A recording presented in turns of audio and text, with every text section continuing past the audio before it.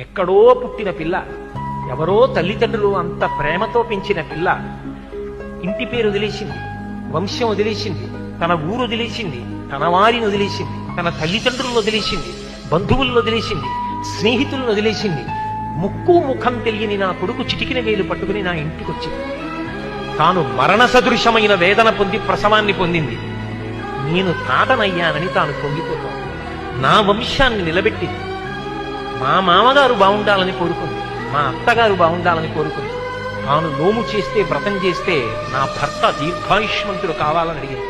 నిద్ర లేచి మంగళసూత్రం కళ్ళకద్దుకుంటే మా ఆయన బాగుండాలని కోరుకుంది. నా కొరకు ఆమె ఏం అడగల. తన అత్తవారి కొరకు, పుట్టింటి కొరకు. ఆ పిచ్చి తల్లి ఎక్కడో పుట్టిన పిల్ల నా ఇంటికొచ్చి ఇన్ని చేసిందే, ఆ పిల్లగా నాకెక్కువ, నా కొడుకు ఎక్కువ అంటే నా